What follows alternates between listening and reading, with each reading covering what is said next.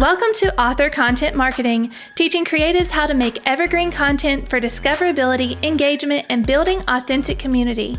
With your hosts, Jen Gilham and me, Vanessa K. Eccles. Now, on with the show.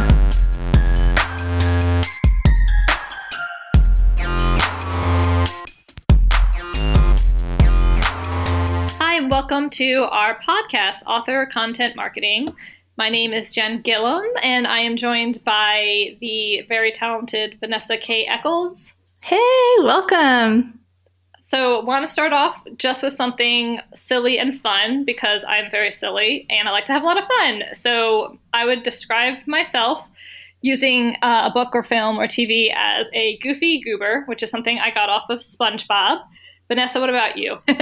I am somewhere between a character from a Victorian novel and Snow White. I'm in both worlds. Fairy tales, Victorian history. Nice. That would be a cool graphic if somebody drew that, like a kind of gothic looking Victorian Snow White. I would love that. I would love that. That would be great.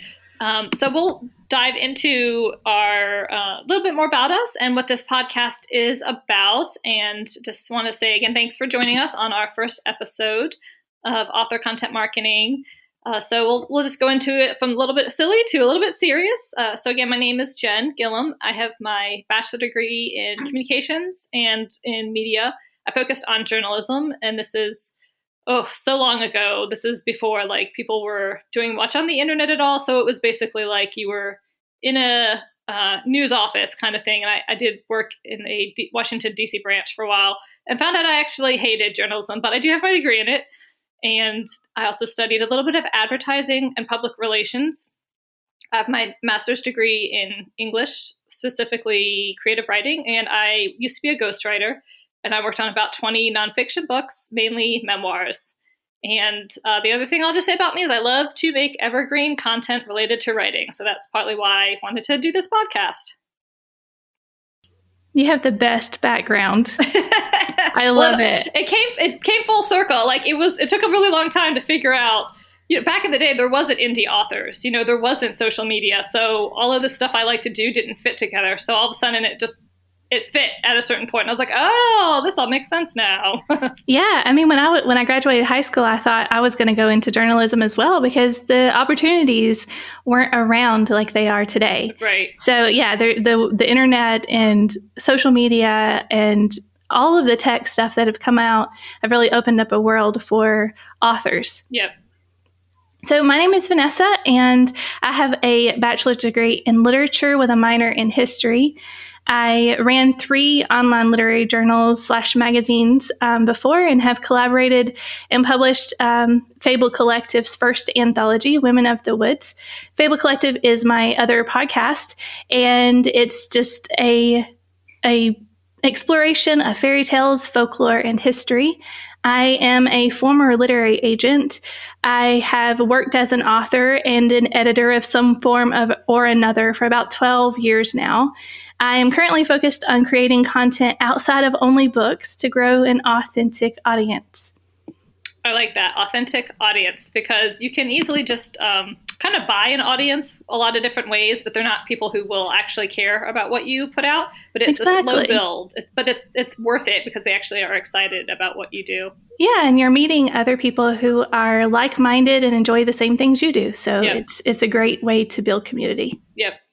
So the next thing is what? What is the purpose of our podcast? So the purpose of our podcast is to help creatives, and I don't just say authors or writers, because a lot of the time we do so many things, we have so many hats. So it's to help creatives make evergreen content. And evergreen means something that lasts forever. I thought about doing a podcast a long time ago on how to self-publish a digital and print ebook. But one reason I didn't go into it was because it constantly changes, and I don't like that. I don't want to make a video I have to redo every year. Yeah. Have you ever had thoughts like that about doing something that's not evergreen? Oh, yes, definitely. I don't want to even write books about stuff like that because they have to go through so many revisions on a regular basis to keep up with what has changed and what's coming up and what to expect in the future. Yeah, I just like the set it and forget it. Yes. Perfect. Yeah. So our goal is to not necessarily say this is how to use this specific platform at this time, but this is how to create content you can put anywhere at any time, and it'll most likely always be relevant. So that's the purpose mainly of the podcast. But also, I've listened to, I can't even count how many hours worth of podcasts for authors. And a lot of it has to do with marketing and social media, but almost none of it talks about fiction. Have you heard a lot of podcasts that talk about like how to put out anything on social media that deals with fiction? Well, I mean, it's one of those things where a lot of the podcasts I've been listening to talk about the writing process. Mm-hmm. And I think what, you and I really want to delve into is what happens after that. What about the content post writing? Where do we put it? How do we build a community? Let's get into that sort of thing. I just feel like there's definitely a need for that. So also on the podcast, we'll recommend authors, books, and other podcasts, courses, YouTube channels, and our own tips with how to create evergreen content, especially with the focus on fiction, just because that's something that's a lot harder to crack that nut, basically. Yeah, definitely.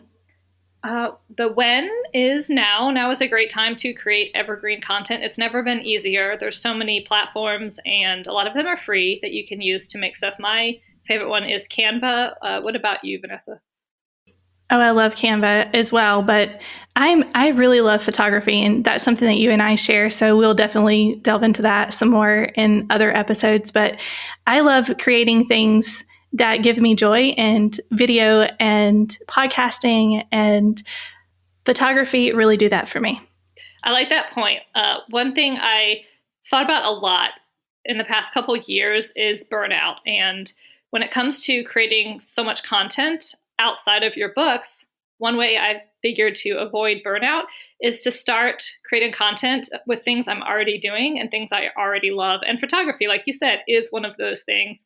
And I think that translates well to new potential fans and existing fans. So we'll definitely talk a good deal about photography. Yeah. Okay, so where the podcast, this is the Author Content Marketing Podcast, and try to keep it simple so the website has the same name. And you can also check out our show notes for links to social media, but they'll basically have the same name on them, Author Content Marketing. We'll have Instagram, Facebook, YouTube channel, and a mailing list with some great freebies from the website that you can check out. The next part is the why. Lots of podcasts on marketing, especially nonfiction, but not a ton on fiction. And a lot of them are how to use social, not exactly how to make content, but they're more of search engine optimization, which is important, or how to buy ads, which is also important, but less on how to actually make stuff that you want to share with people.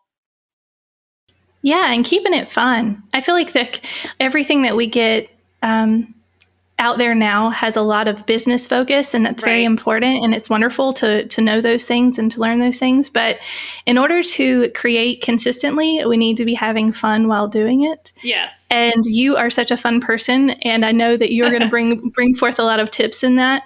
And I hope that I can dig some as well, because you and I have been doing this for a long time, and we've been consistent, and it's been a great process. We've learned what works for us and what we enjoy doing and how to share that with others. Yeah, and that's I think the most important part when you're sharing this evergreen content. Really, the content is you. It's who you are as a person. It's your personality.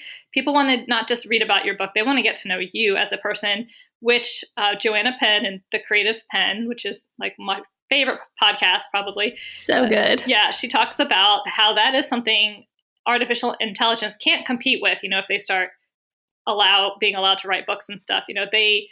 They don't have a personality that you can really be like, oh, I like that person. I like their silliness. I like their depth, and so I think that just being authentically you is important, and having fun with it. Yes, that if Definitely. You're not doing that, you're just going to burn out, because then you're just doing all these things that you hate.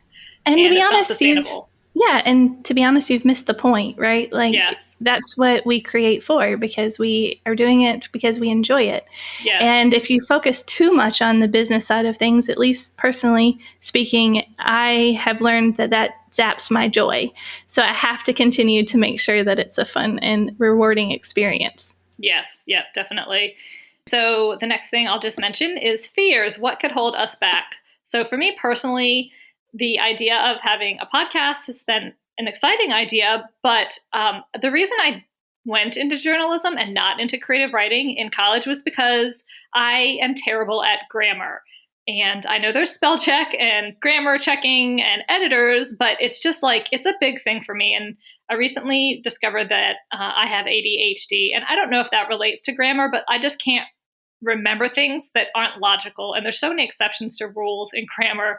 So yeah, even just having a podcast, I'm like, what if I say then instead of than? What if I, and people are going to be like, she teaches anything related to writing. She doesn't even know grammar rules. So for me, like, just not being great at grammar is a fear that has kind of held me back a bit, that I'm trying to be like, it's okay, I can still have a podcast and hate grammar. Oh, I totally get where you're coming from. I mean, I actually really like grammar. It's something that comes easier to me. But I get where you're coming from as far as the fear of just putting yourself out there for critique, because anytime you put something out there, there's going to be this inevitable critique behind it. I had such a fear when I first started podcasting, just because I'm Southern and have a thick accent. And I love your accent. That's my favorite part of your podcast. So don't hold back. I have, whenever I was younger, I had, and even as an adult, I've had people kind of like make, little comments about my accent. So I felt really insecure putting my voice out there. Yeah. But one thing I feel like we keep going back to is just the authenticity, when people know that you are a person and they like you as a person. The critique is not, it becomes a lot less important as far as like as the creator, because you know that there are people who are connecting with what you're saying, and those people are the only ones who really matter. Yeah. Yep. That's a good point. So what we are looking forward to, I'm looking forward to sharing all my ideas. I am definitely an idea factory. I have occasional people in just different businesses call me and tell me what they're working on project. And I'll just say, try these 5 things, and, or just pictures or graphics or whatever. And I just can't, like, maybe it's creative ADHD, which is what I've heard people say. You just can't shut your brain down. And so I'm excited to have this podcast so I can just share a lot of the ideas that I've had along the way, because it's hard. It's hard to come up with ideas. So I'm excited to share my ideas and welcome y'all to steal them, and take them and make them your own and turn them into something different. But, just to give people a springboard to launch off of for how to start making their own things as well. Same. I love the idea of just having a way to help people in just sharing. Like, I'm the same way. I have ideas like crazy. I have notebooks full of just ideas and ideas. And so just to be able to share those, and hopefully that'll help someone. Yeah, that's really rewarding. Yeah. Yep. Just wanted to hop in here and share about the awesome things happening over on Patreon. We share bonus content, photos for you to use for marketing, and so much more. If you'd like more insight on how to grow your author platform and resources to do so, consider becoming a patron. Find us at patreon.com/author content marketing. And so what is important today is that every creative, maybe every writer, you can feel overwhelmed because there's so much to do. And you have your writing hat and then your marketing hat. And so this podcast really is going to deal with the marketing hat side of things. And for me, I have my word count. And when I get that done, or when I'm basically burnt out from writing for the day or week, I'll switch over to my publisher or marketing hat. And I feel like it's healthy. I just can't write all day, every day. I just can't do it. What about you? Yeah, totally. I find actually writing fiction, especially, a lot more difficult than any other part of this. Everything else seems like there's a step by step, you just do these steps and it happens. But with writing fiction, it's very hard for me to just turn it on and keep it on all the time. Yeah, me too. Fiction. And that's what I love to do the most, but it's very taxing mentally. And so when I make graphics or videos, it can be challenging, but it's fun and it's kind of freeing. I feel like I can be very creative. So basically, I feel like what I want the listener of the podcast to realize is, if you're feeling overwhelmed, just focus on your word count, and that's okay. You don't need to be doing all of these extra things. However, if you're in that place where you're ready to take off your writing hat and put on your marketing hat. That's what we're here for. We're here to help you do that part of the marketing with the evergreen content. Yes. Okay, so let's see. There's a few questions that I'll share with y'all that I've thought over the past few years that maybe you guys are thinking as well or have thought that we will try to deal with during the season. And those questions are, what else outside of my book can I offer readers? How do I come up with these new ideas? How do I create and share them? Which ones work to gain new readers? Which ones work to turn readers into super fans or create an authentic, organic audience?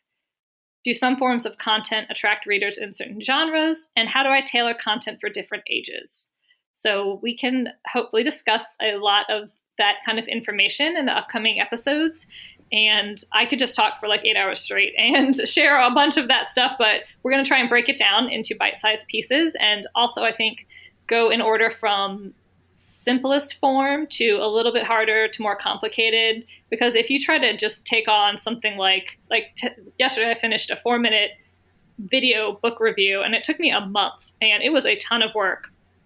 And if you went from not even making graphics or taking a photograph to diving into something which is quite complicated, video, because it also had audio mixing, which I'd never done before, and a whole bunch of other things, you'd probably quit and burn out. So we'll try to start with some of the smaller, easier things and then kind of work our way up to a little bit of the harder things.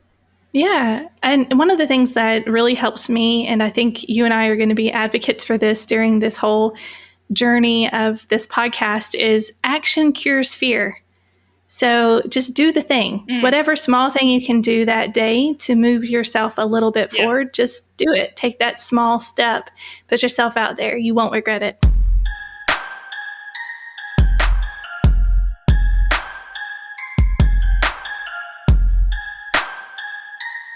We hope you enjoyed the episode. Head over to authorcontentmarketing.com and join our newsletter to receive a free PDF about public speaking for authors, a PDF on how to write the perfect pitch for your book, as well as a list of content ideas for the next time you're feeling stuck. Find us on social media at Author Content Marketing. Thank you for listening.